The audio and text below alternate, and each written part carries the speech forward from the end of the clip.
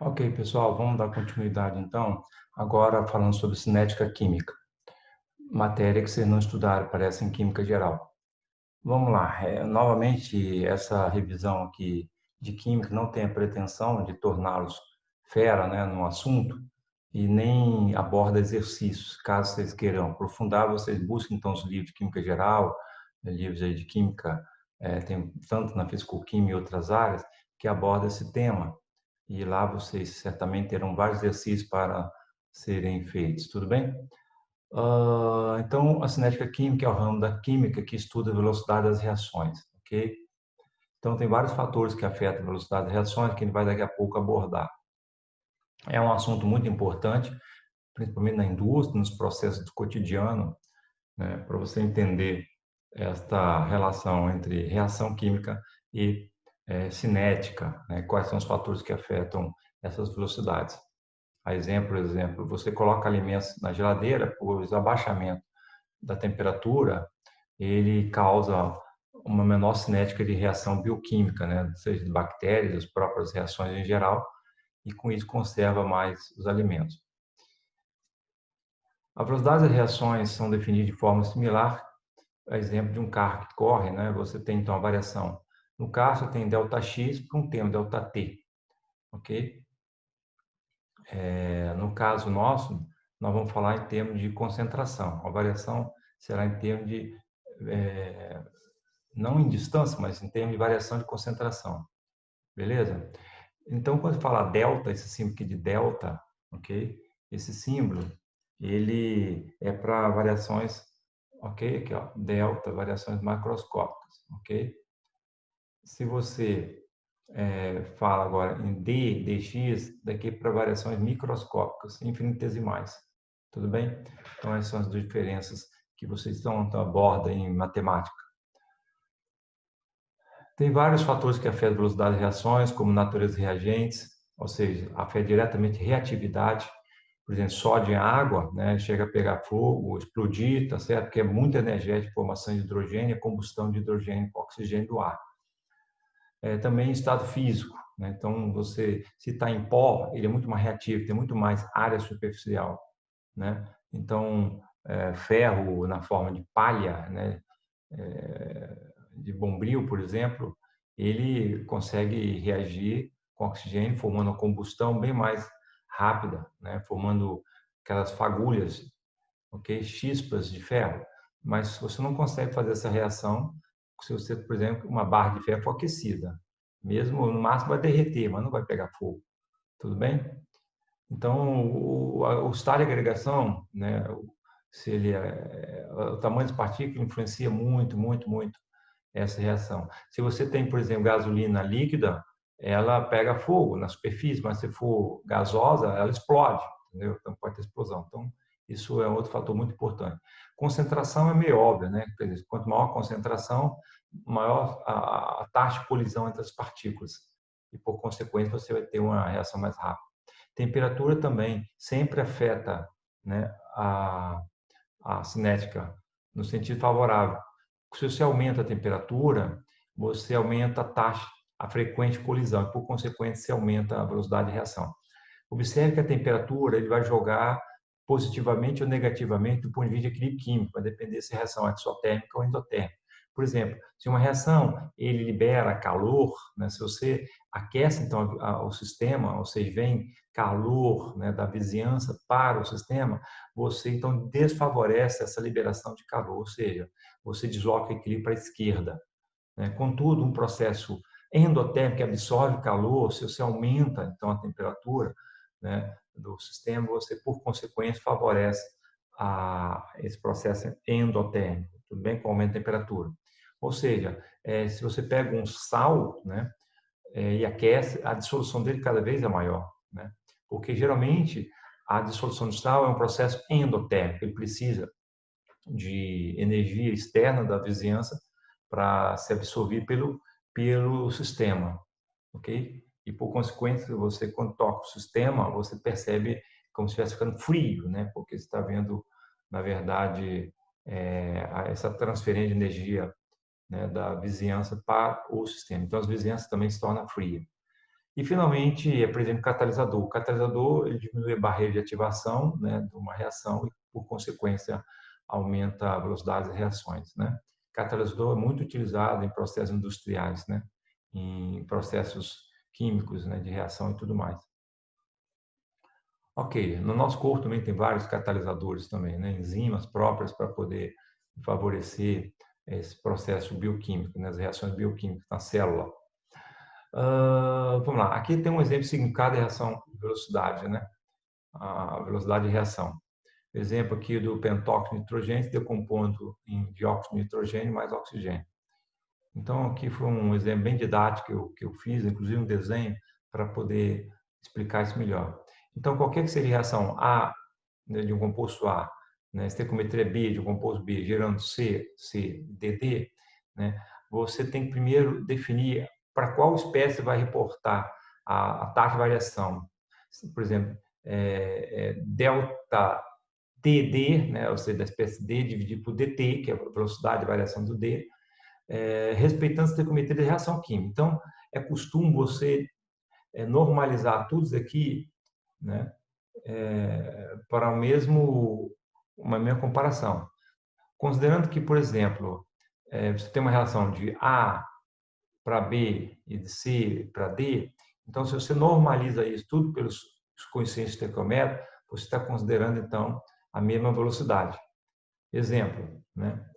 Vamos supor que aqui fosse o A aqui fosse 2, aqui é 1. Significa que a taxa de variação de A é o dobro, né, da de B, né? Que você tem duas moléculas para o mesmo tempo sendo variadas em relação a uma molécula de B, ok? Então, se você quiser comparar, então, você tem que 1 sobre A, delta A sobre dt, é igual a 1 sobre B, delta B sobre dt. Se B é igual a 1 e A é igual a 2, como eu falei, então, você jogando esse 2 para cá, para cima, né? Você pega, então, esse número aqui, vamos supor que aqui fosse 2 e aqui fosse 1. Então, quando você igualar isso aqui, esse 2 vai vir multiplicando. Conclusão, a velocidade ΔA sobre dt é o dobro da velocidade ΔB, dt respeitando a estequiometria, já que você tem 2 aqui, 1 se você tem mais moléculas variando em A do que em B. Tá? Então, deixa eu ver se aqui tem borracha, acho que não. Não tem borracha, só pior. Ok. Então é isso aí, tá, pessoal? Você pode estar normalizando, né? Deixa eu ver se volta aqui. Não, não volta. Volta sim, isso. Ok. Então, você pode comparar numa equação química diversas velocidades da variação, mas normalizando ele para os índices estequiométricos, para ser comparáveis, né? Você está trabalhando com a mesma velocidade média. Tudo bem? Velocidade de reação e concentração. Como é obtido? Como você sabe se uma reação ela varia linearmente, né, proporcional ou ao quadrado, tudo mais? Você estudando isto, a velocidade e a concentração com o tempo. Tá? Então, tem um exemplo aqui, ó, concentração do dióxido de nitrogênio, né, variando em relação ao tempo. Para cada minuto é obtida uma velocidade instantânea, né, experimentalmente, e você observa, por exemplo, a concentração inicial era 0,160 e caiu aqui no segundo minuto para 0,080. Houve um decréscimo, né, da metade, ou seja, a concentração caiu pela metade, que também foi esse valor aqui, 28, praticamente a metade de 56. 0,056 é o dobro de 0,028. Também a velocidade instantânea caiu pela metade. O que significa que essa reação ela tem uma relação direta entre a velocidade e a concentração, ou seja, uma função tipo y igual a x, uma constante Vx, de primeira ordem, né? Ou seja, a concentração está elevado ao índice 1, tudo bem? Mas se você tivesse aqui uma diminuição de 2 na concentração, né, e a velocidade tivesse caído de 4, você teria já uma relação de segunda ordem, tá bom? Então, aqui a representação aqui, né, de uma velocidade aqui em função nesse exemplo aqui, né, uma queda exponencial, várias concentrações de partida diferente e você tem aqui a representação, né, da taxa de variação de um intervalo em termos de delta ou um valor infinitesimal que é a tangente sobre essa curva. Tá bom? Equações de velocidade, constante de velocidade. Então, você tem aqui velocidade, que é o v, é uma constante que é proporcional à concentração. Então, essa concentração aqui pode ser de ordem 0, pode ser de ordem 1, elevado a 1, de ordem 2, elevado ao quadrado, e assim sucessivamente, ou de ordem fracionárias. Então, você tem aqui um exemplo, né, daquela reação de decomposição do pentóxido de nitrogênio, segue essa equação aqui. A constante é 5,8 vezes 10 menos 3, segunda menos 1. A temperatura de 67 graus centígrados. Lembrar que a temperatura influencia drasticamente, né, a velocidade e também as constantes, né, de velocidade. Ok? Da mesma forma que nós vamos abordar mais à frente, a temperatura afeta drasticamente as constantes de equilíbrio. Tá certo? Ok. Vamos ver o que tem interessante aqui. Por exemplo, então a gente está falando aqui que a decomposição do pentóxido de nitrogênio é uma variação linear, ou seja, se você tem uma equação y igual a uma constante Vx, isso é uma reta, isso é uma reação, é uma variação linear. Contudo, se você tiver a decomposição do dióxido de nitrogênio em nitrogênio e oxigênio, a relação não é linear, mas sim quadrática. Então, nesse caso, experimentalmente, observa-se que velocidade vai ser uma constante vezes concentração molar do dióxido de nitrogênio ao quadrado, tá bom? Então, por exemplo, se você diminuir a velocidade pela metade, velocidade não, se a concentração aqui cair pela metade, né, você vai ter então a velocidade caindo de 4 vezes menos, né? Cai 4 vezes menos. Vamos lá. Ordem de reação. Então, para a reação do pentóxido de nitrogênio, você tem a ordem de reação 1. No caso da decomposição de óleo de nitrogênio é 2, e assim sucessivamente. Isso é chamado ordem de reação, que é o expoente que eleva, né, a concentração molar das espécies, né, se tratando. Observar que você pode expressar a velocidade de reação tanto para espécies reagentes quanto para espécies produtos. Né? Se ela é uma espécie produto, então você tem a tangente positiva e essas constantes você considera positiva.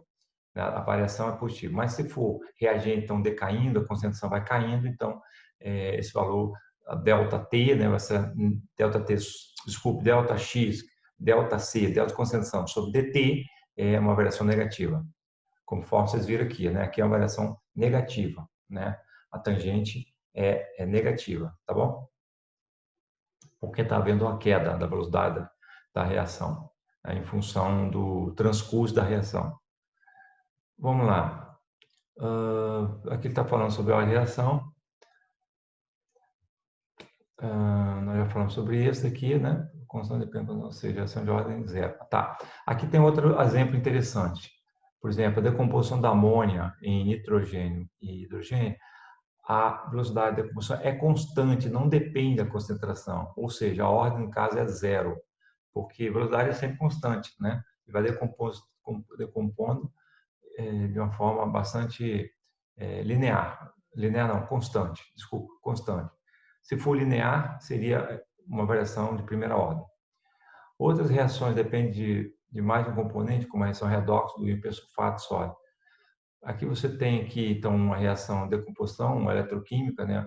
O hipersulfato é um agente forte, oxidante, oxidando o iodeto, gerando iodo com excesso, né, de iodeto no sistema, se forma o íon triodeto. Cuja velocidade de desaparecimento do P-sulfato é igual a isso daqui. Tá? Você tem aqui, a reação é de primeira ordem em relação ao P-sulfato, de primeira ordem em relação ao iodeto. Vocês observem, então, que experimentalmente as velocidades de reação, as equações de velocidade de reação, elas não têm muito a ver com os índices estequiométricos. Em equilíbrio químico, ele realmente tem a ver, né? A assim, do ponto de vista de estabelecimento do equilíbrio químico, vale essa proporção estequiométrica. Quanto mais mol você tiver aqui, mais você influencia no equilíbrio químico, né? Contudo, em cinética química, devido a reações em várias etapas, né? Você tem, às vezes, reações em cadeia, e muitas delas são muito complexas, né? Você não pode imaginar que três, né, íons iodeto estão se chocando ao mesmo tempo com um íon, né, persulfato. Isso é muito improvável do ponto de vista estatístico, isso não acontece. Tá? Sendo assim, você não pode imaginar que você teria uma relação ao cubo de iodeto e relação linear elevada a 1, a concentração do persulfato. Tá? Tão verdade que esse experimento também se observa que ela é de primeira ordem em relação ao persulfato e também de primeira ordem em relação ao iodeto, e não de terceira ordem. Tá bom? Claro isso? Ok. Existe também a possibilidade de ordens fracionárias, como vocês estão vendo aqui, principalmente em química atmosférica, né, existe essa possibilidade de ordem fracionária, como você está vendo aqui.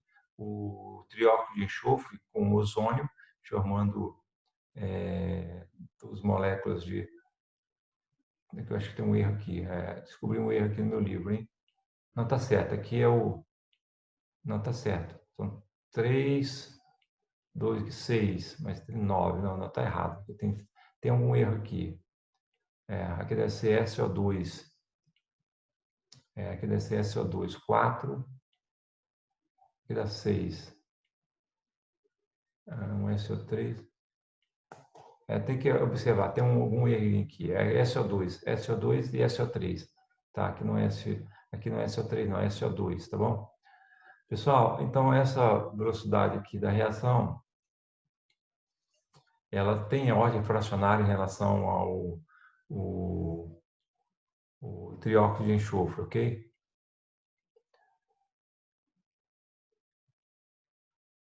Vamos lá. Determinação da ordem e velocidade de reação já foi falado, né? Você observa, então, faz vários experimentos com concentrações de partida diferentes, né? E observa a concentração inicial das espécies e vê a velocidade inicial de partida. Então, por exemplo, nesse exemplo aqui, a concentração de brometo dobrou. Então, aqui, ó, dobrou a concentração de brometo. E a velocidade inicial também dobrou, o que significa que ela é de ordem 1, né? Ou seja, a concentração de brometa é elevada à primeira potência. Brometo não, de bromato, desculpe, bromato. O brometo, ele, nesse exemplo aqui, ó, 0,1 passou para 0,3. Então, aqui você triplicou a concentração de brometo e a velocidade passou de 12 para 36, que também é o triplo. Então, também é a ordem 1 em relação ao brometo. E aqui, em relação ao íon hidroxônio, está vendo a reação aqui, ó, o íon hidroxônio reagindo com o sistema, e você, vamos pegar aqui, nesse exemplo aqui, você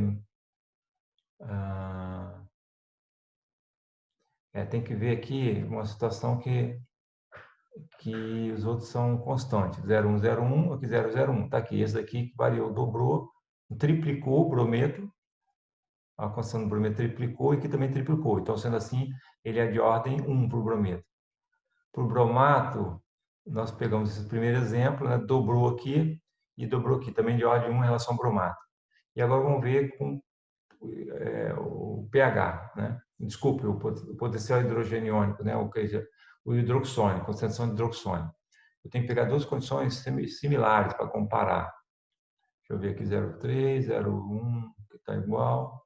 Tem 0,15, 0,2, 0,2. Esse aqui, ó, o segundo experimento com o quarto experimento. Concentração de bromato é 0,2, aqui também é 0,2, aqui é 0,1, aqui é 0,1.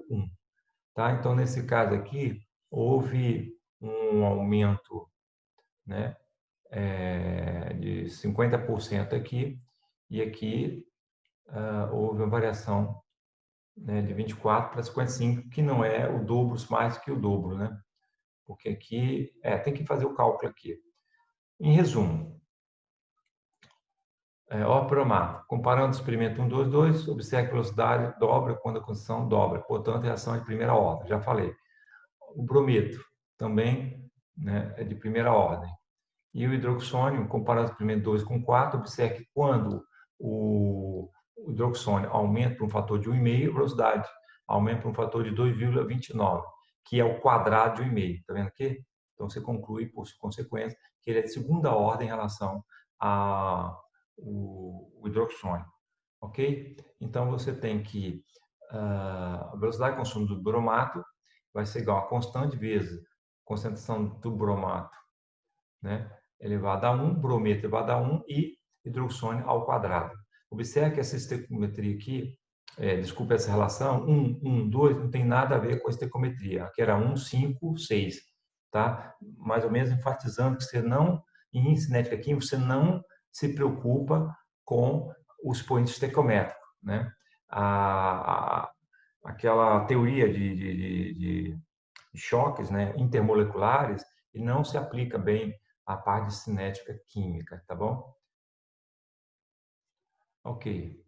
Concentração vezes o tempo, né? Você tem aqui, então, quando você faz a taxa de variação de uma espécie em relação ao tempo, e se você integra isso do tempo zero até o tempo t, você vai ter essas diversas equações. Então, para a ordem zero, você vai ter um valor constante, em função do tempo, a constante aqui vezes t, e então você tem que A igual a inicial menos KT. Se você tem ordem 1, você vai ter o seguinte. Então, lembrar que na ordem 0, né, você tem que a velocidade é constante. E quando você integra isso, você vai ter que, em qualquer tempo, você pode obter a partir de um somatório de um valor linear, né, constante, multiplicado pelo tempo. Aqui não. Na primeira ordem, como você tem agora uma relação da taxa de variação, né, da espécie A, do composto ou produto A, em função do tempo, ela é diretamente proporcional à própria concentração daquela espécie, naquele momento. Quando você integra essa relação, você vai ter, então, uma relação exponencial entre a concentração em tempo t, né, com o tempo. Então, você tem o exponencial base Euler, né, Euler menos kT, vezes concentração inicial. Com a ordem 2, você integrando isso, você vai ter agora essa relação 1 sobre a concentração no tempo t da espécie é igual a 1 sobre concentração no tempo inicial, 0, né, da espécie, mais kT. Tá? Isso aqui vai gerar, então, curvas deste tipo que vocês estão vendo aqui. Né? Esse aqui foi um exemplo bem, eu fiz no Excel, né, partindo de algumas constantes, eu tive que mudar as constantes para caber no mesmo gráfico. Tá? Só para exemplificar. Então, a taxa de variação de uma espécie em ordem 0, ela, né, a velocidade ela é constante e, por consequência, né, aquela concentração vai caindo linearmente. Ou seja, se a velocidade é constante, a tangente é igual, sempre é igual e é constante. Ou seja, essa é a única tangente. Tangente, lembrar que é a velocidade, a taxa de variação daquela espécie com o tempo. Se é ordem U, U1, você vai ter, então, um decaimento exponencial. Né? Você está vendo aqui o decaimento exponencial. Né? Então, você tem uma potência, né? Desculpe, uma função, né, exponencial. E no caso do seu quadrado aqui, né, você tem essa variação aqui que se comporta como se fosse uma hipérbole, né, um ramo de uma hipérbole. Ok? Então, essas variações de concentração com o tempo vai ser em função da ordem da reação. Catálise, vocês sabem o que é catalisador. O catalisador diminui, né, o catalisador diminui a barreira de ativação e, por consequência, vai ter mais moléculas capazes de sair reagir entre si, ou seja, os reagentes reagem entre si, gerando produtos. Ok? Então, também vocês aprenderam isso, tem catalisadores homogêneos, heterogêneos. A ideia é que o catalisador ele não participa como reativo, como reagente na reação, mas apenas diminui a barreira de ativação para que os reagentes reagem entre si, gerando produtos. O que vocês precisam mais saber também? Velocidade de reação com a temperatura. Aqui você tem a distribuição de Boltzmann-Maxwell, né? E você sabe que a temperatura é uma função de estado, né, da matéria, né? Vamos dizer assim, a média de colisões ou de translação, rotação, energia cinética de diversas moléculas. Nem todas as moléculas têm o mesmo tipo de movimento, a mesma energia. Você tem um espectro, né, energético das moléculas que estão se agitando. Tá? Então, por isso você tem essa distribuição aqui, né, na forma de um sino, né, da energia associada às moléculas. Então, cada curva dessa tem a ver com a temperatura, né, que é um estado macroscópico, né, da agitação microscópica das moléculas. Então, a cada temperatura você tem uma distribuição de energia das partículas.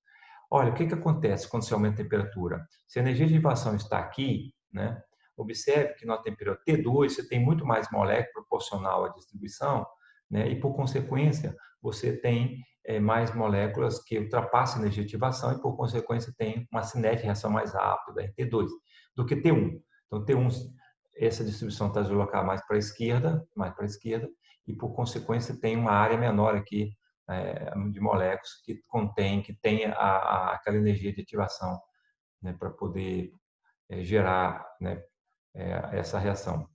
Existe uma relação também, né, que é a equação de Arrhenius, entre a constante de velocidade e a temperatura, que é dado por aqui. Tá? Então, a constante é um termo A, okay? Um parâmetro A, fator de frequência, vezes o número Euler, né, a potência na base E, elevado a menos energia de ativação sobre RT. R, constante dos gases, que é 8,314 joules Kelvin, e temperatura em Kelvin. E é a energia de ativação. Pessoal, mecanismo de reação. Aqui, nessa parte que se propõe, né, algumas, baseado na frequência de colisão, né, baseado na estequiometria, você tenta inferir possíveis etapas, né, para poder chegar na equação real, né, que é observado. Então, aqui tem vários modelos para mecanismo de reação, para tentar explicar o real. Muitas etapas vão ser rápidas, outras mais lentas. Então, são as etapas lentas, são as etapas críticas, o gargalo de uma reação química. Então, embora você tenha vários índices estequiométricos, mas quando você pensa em reações em cadeia, né, algumas reações, semi-reações vão ser rápidas, outras mais lentas, e são as lentas que vão ditar no final os gargalos de uma reação química. São as lentas que vão ditar a cinética química final. Ok? Aqui então tem algumas considerações relativas à equimolecularidade, mas a gente vai passar e termina essa parte. Agora eu vou fechar aqui a aula com equilíbrio químico. Nós vamos abordar muito o equilíbrio químico na parte aí de equilíbrio de sistemas aquosos, né? Então, vocês primeiro têm a definição da constante de equilíbrio. No caso de um gás, você pega a pressão parcial do gás elevado a respectivos expoentes estequiométricos. Agora sim, em equilíbrio você usa realmente os expoentes estequiométricos da reação química, tá bom? Lembrar que lá em cinética química aumenta a temperatura, aumenta a velocidade da reação sempre. Contudo, quando você aborda equilíbrio químico, vai depender se a reação é exotérmica ou endotérmica, tudo bem? Então, aumenta a temperatura de uma reação que é endotérmica é favorável, mas se aumenta a temperatura de uma reação que é exotérmica é desfavorável, tá bom? Você desfavorece para o lado direito, né? Ou seja, reagente produzindo produtos. Vamos lá. Convenção, a constante de equilíbrio não tem unidade. Então, é como se você pegasse o seguinte: você pega a pressão parcial ou a concentração molar e divide por um valor constante. No caso aqui, ele considerou a pressão parcial a 1 bar, né? Que é como se fosse a pressão padrão de 1 bar. Então, quando você fizer isso, lembrar que 1 bar é praticamente igual a uma atmosfera, tá bom? O valor é muito pequeno, a diferença é 1,0 alguma coisa. Vamos lá. Quando você, então, normaliza todas as pressões ou as concentrações por um valor padrão, você elimina as unidades, né? Porque seria muito complicado, dependendo da estequiometria, você ter uma unidade diferente para a constante de equilíbrio, né? Às vezes, mol por litro, mol ao quadrado por litro, mol ao cubo por litro ao quadrado, porque vai depender dos cortes que você vai fazendo, né? Então, para evitar isso, né, você pensa que você está primeiro normalizando a uma pressão padrão, no caso de gás, ou uma concentração padrão, né, no caso de concentração em quantidade de substância, e com isso você elimina a unidade, né, de todas as espécies. Aqui tem, então, alguns exemplos aqui, né? O exemplo aqui de uma reação irreversível, que é a decomposição do clorato de potássio. Lembrar que uma reação é reversível quando ela é capaz de gerar produtos reagentes. Então, dependendo da constante de equilíbrio, se a constante for unitária, né, você vai ter uma relação mais ou menos igualitária entre produtos e reagente. Se a constante é muito baixa, você vai ter muito mais reagente do que produtos. E se a constante for muito alta, você vai ter praticamente produtos e pouquíssimos reagentes final após o equilíbrio químico. Ok, definição de constante de equilíbrio, nós já falamos ali, né? Então, você pensa que a constante de equilíbrio é a concentração elevado aos respectivos expoentes, baseado lá na equação estequiométrica. Tudo bem? Aqui para pressão e aqui para concentração molar. Então, se você substitui aqui um pelo outro, vai ter essa equação aqui, ó, né? Kp é RT delta N Kc. Quando você converte, né, a pressão, a relação de pressão com concentração. Tá? Vocês também pensam nisso daí, isso aqui você usa a equação dos gases, né? PV igual a nRT, você vai chegar nessa conclusão aqui, tá? Pessoal, isso nós vamos abordar no nosso curso, né? Concentrações em termos de concentração real, né, de uma espécie, ou seja, concentração mol por litro. Mas, na verdade, do ponto de vista termodinâmico, né, as constantes de equilíbrio, elas, chamadas termodinâmicas, elas referem-se à atividade das espécies, não à concentração. Na aula específica, né, de equilíbrio, eu vou explicar o que é atividade em detalhe para vocês. Tá? E para obter essa atividade, você tem que saber a força iônica, que é a metade somatória da concentração, né, das espécies vezes carga, né, da espécie ao quadrado. Também nós vamos abordar tudo isso com conceito de atividade. Mas eu vou adiantar logo o que é atividade. Imagine pessoas fazendo uma obra, né? 10 pessoas levantando um muro, por exemplo. Ok? 10 consegue ter uma certa eficiência, cada um, né, tem uma eficiência para poder colocar, assentar lajotas, tudo bem? E isso tem lá, vamos supor, uma eficiência média, né, do seu sistema. Se você tiver um sistema fechado e colocar, em vez de 10, 50, pode ser que você aumente a velocidade, né, desse processo, né, mantendo ainda a eficiência de cada um individual. Mas se você começar a aumentar demais, né, você pode estar piorando em vez de ajudar, né? Porque um atrapalha o outro, não tem espaço, né? Tem para fazer a massa, não tem espaço para sentar e você começa a atrapalhar. Da mesma forma que se numa classe com poucos alunos é mais eficiente o rendimento para cada aluno do que uma classe com 100, 200 alunos, com muitos alunos, porque isso gera um calor, né? Uma entropia, né? Que acaba degradando, né? O trabalho, nos casos aí. Né? Até faço aqui uma correlação com a termodinâmica, ok? Então, quando o sistema está bastante diluído, as espécies isoladas elas se comportam como estivesse fazendo o máximo trabalho útil possível, né? E lembrar que a energia livre de Gibbs é um valor que tem a ver com aquele máximo trabalho útil possível, né? Vocês lembram lá atrás, né, consideração lá, que ele tem a ver com aquele diferença entre que a pressão constante menos que reversível, né? Então, o que é reversível é o máximo possível e quando você pega o máximo, subtrai o valor real, você tem um grau de irreversibilidade, ok? Que tem a ver com a energia livre de Gibbs, ou seja, quanto maior for a energia livre de Gibbs, o ΔG, mais irreversível é o seu sistema, ok? Mais para a direita ele vai. Então, aqui tem alguns exemplos aqui de constante de equilíbrio. Exemplo que o hidrogênio com o iodo formando ácido iodídrico, a constante 51 a 448 graus centígrados. Ok? Então, a constante maior que 1, então desloca o equilíbrio mais para a direita. Contudo, as reações são ditas quantitativas, 99,99%, quando a constante é maior que 10 a 4. Isso também é um conceito, espero que você não esqueça. Né? Para você ter uma reação quantitativa, você pelo menos tem que garantir que você converteu 99,99% de reagente em produto. sobrou então 0,01%. Isso é um critério analítico chamado quantitativo. Tá? E quando você substituir esses valores aqui, nessa região, por exemplo, qualquer que seja o equilíbrio, você vai ter uma constante da ordem 10 a 4, né? Só substituir. Né? 99,99, né? Dividido por 0,001.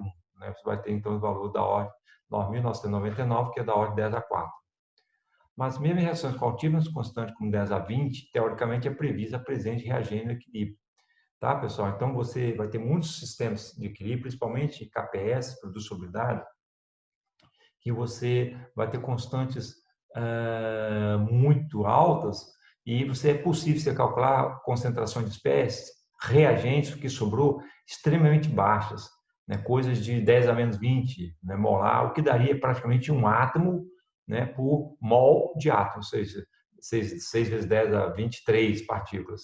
Então, isso é previsto, né, teoricamente. Na prática, ninguém vai conseguir medir isso, porque a concentração é extremamente baixa.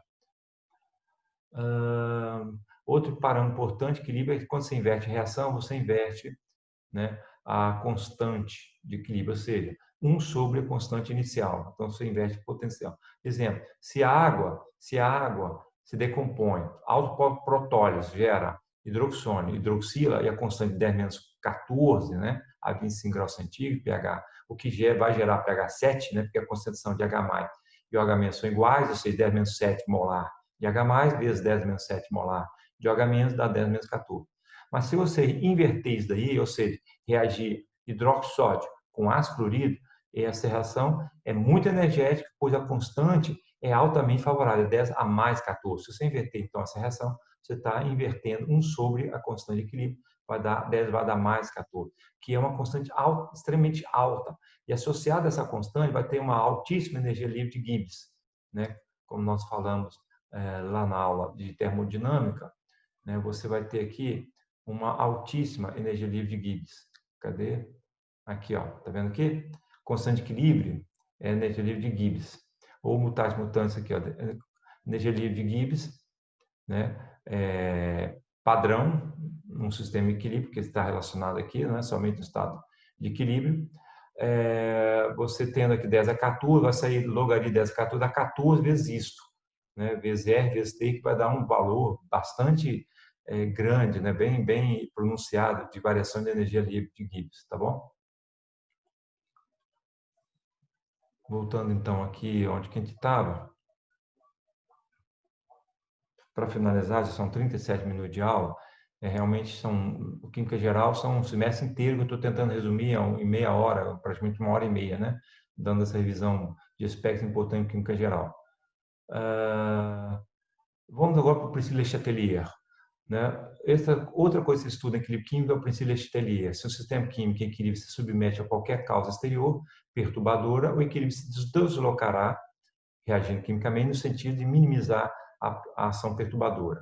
Então, tem alguns exemplos aqui: efeito da concentração, efeito da pressão, efeito da temperatura. Exemplo aqui da nitrogênio reagindo com hidrogênio, formando amônia, que é o ciclo procede Haber, a 127 graus centígrados, que é 400 Kelvin, e considerando ΔG aproximadamente igual a ΔG0. É óbvio que há uma variação da energia.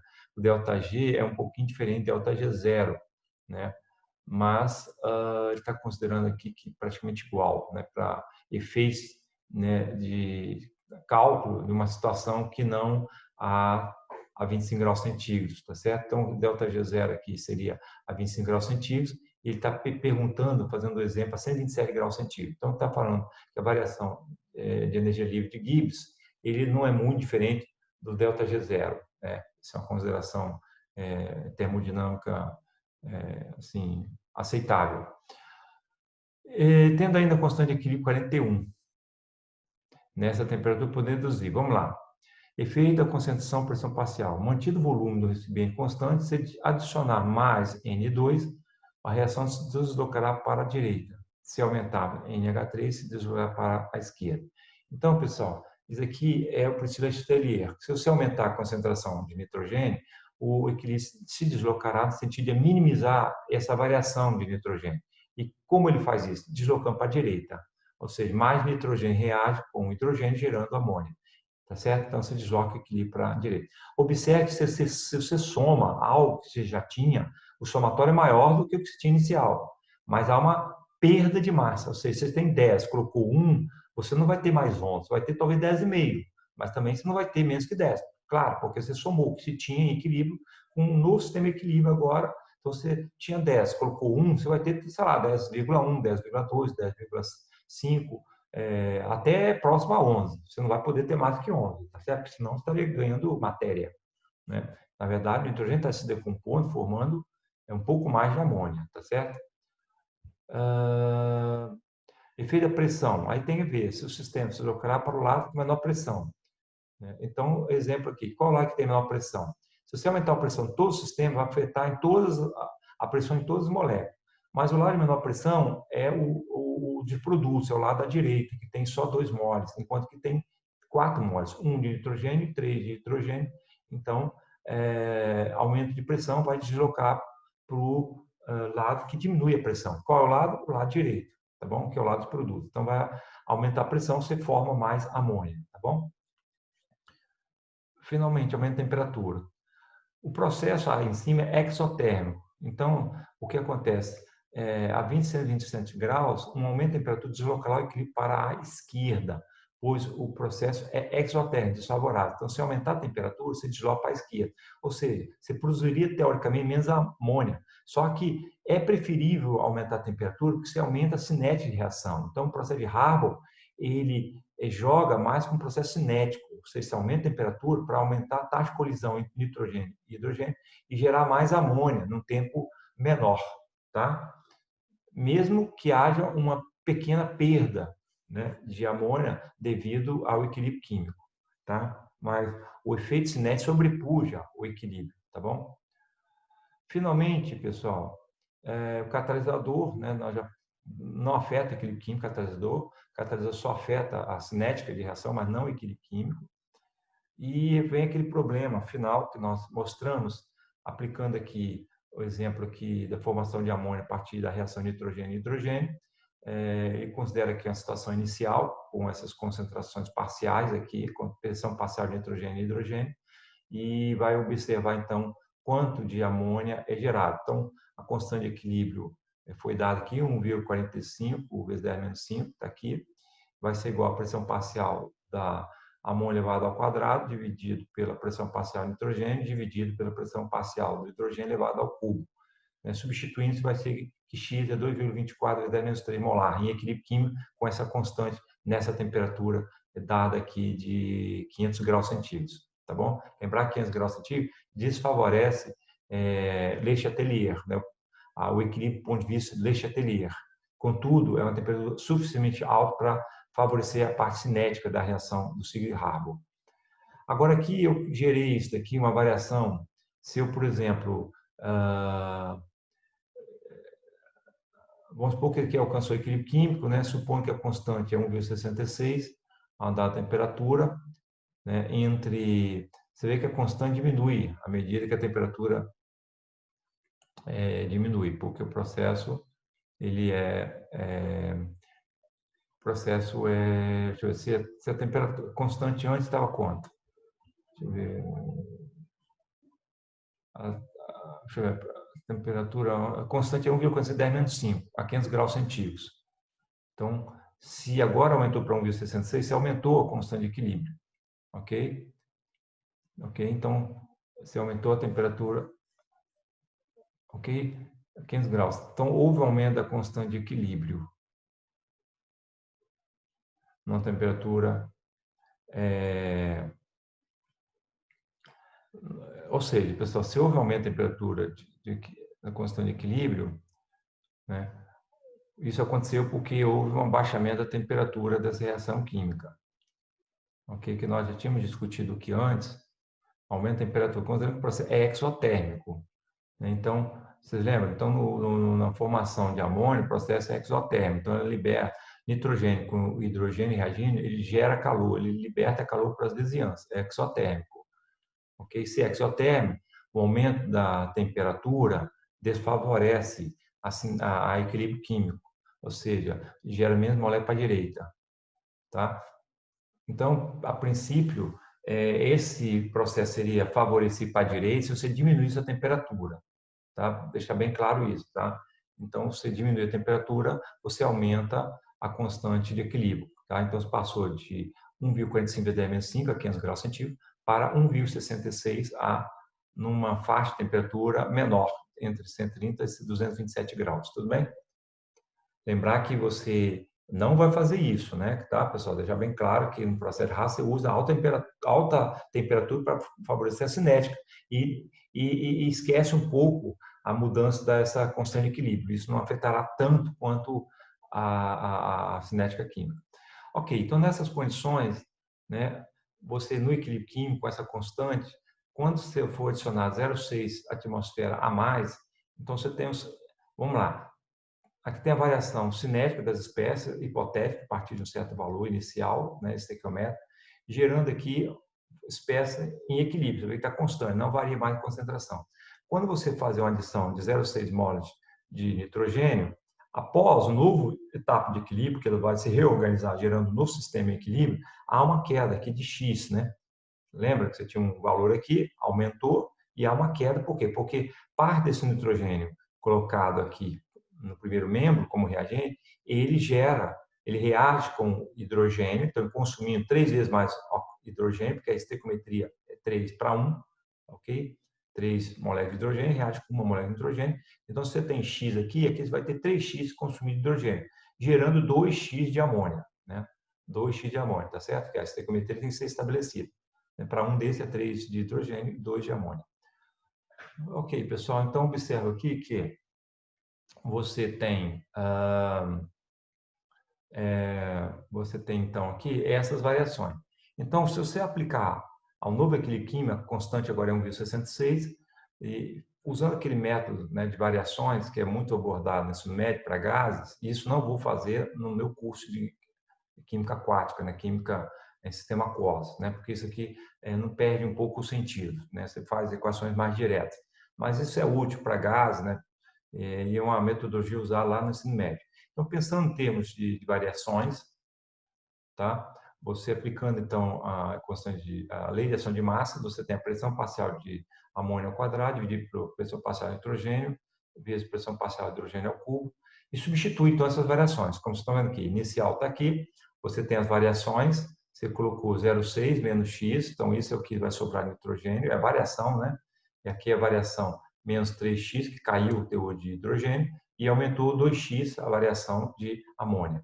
Aplicado às concentrações iniciais, somando então as variações às concentrações iniciais, você vai ter 0,54, que você tinha mais a variação 0,6 menos x, depois você tinha 1,74 menos 3x para hidrogênio, e você tinha 2,17 mais 2x para amônia.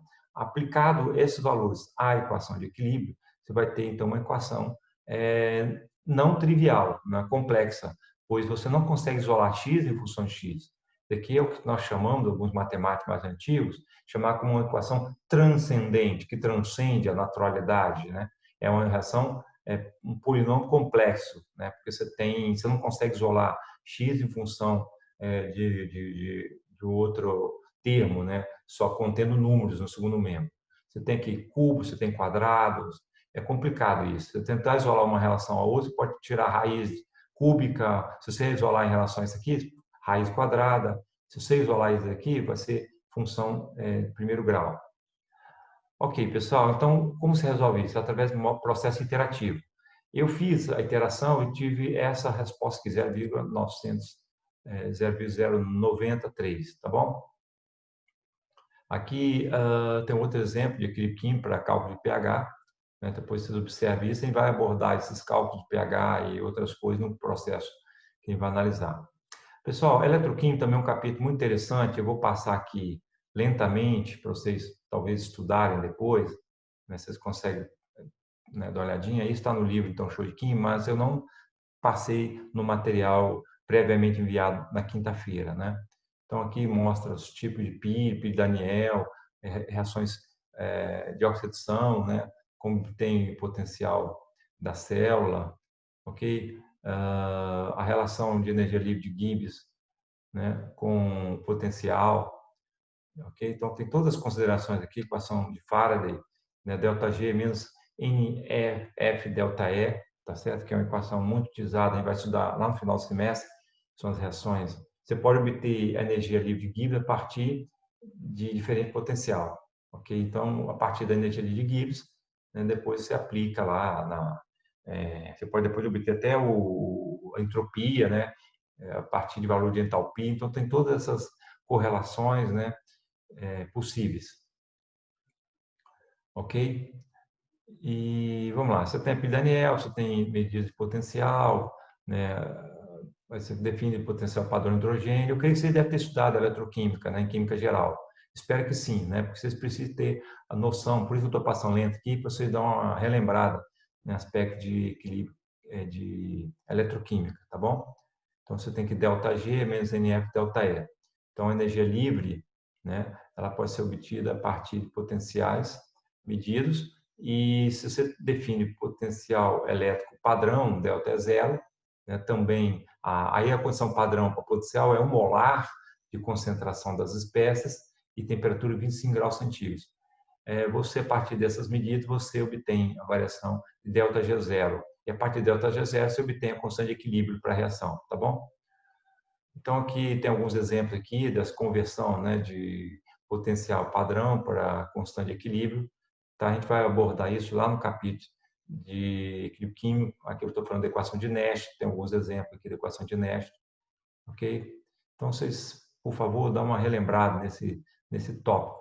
E aqui eu vou falar um pouquinho sobre pilhas comerciais, né, algumas pilhas comerciais, pilha seca, alcalina, né? Pilha seca, que é a mais barata e mais comum, né? Você tem um anodo de zinco, ok? Em contato com o sal de cloreto de zinco, em contato com cloreto de amônio e em contato com o álcool de manganês. Ele aqui forma uma pasta, que é aquela pasta escura dentro da pilha, e ele em contato com a grafita. Então, existe um processo aqui de oxidação do zinco e o processo de redução do dióxido de manganês, né? E com isso você vai ter uma parte anódica, que é a oxidação, e parte catódica. E aí você tem um sistema químico que gera energia elétrica a partir da energia química. Tá? Aqui tem um corte, uma pilha seca, e tem outras considerações. Aqui eu vou falar um pouquinho sobre corrosão e, finalmente, eletrólise. Né? Eletrólise também eu gostaria que vocês também tivessem, relembrassem como faz a eletrólise, né? Em sistema aquoso e eletrólise ígnea. Tá?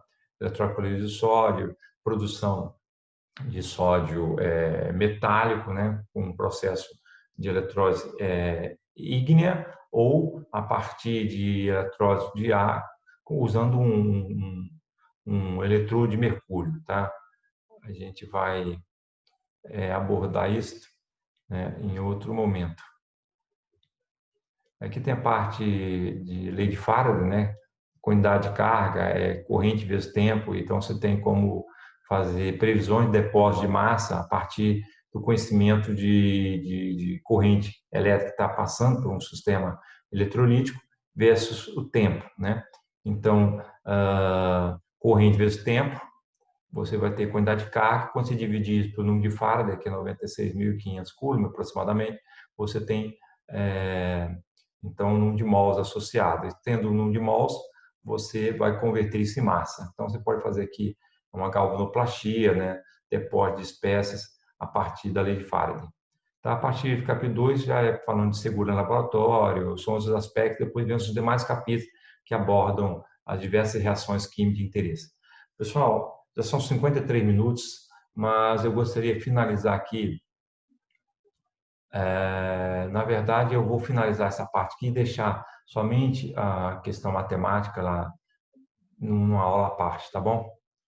Porque isso já está muito extensivo, essa aula. Então, vamos parar aqui a gravação. Stop recording.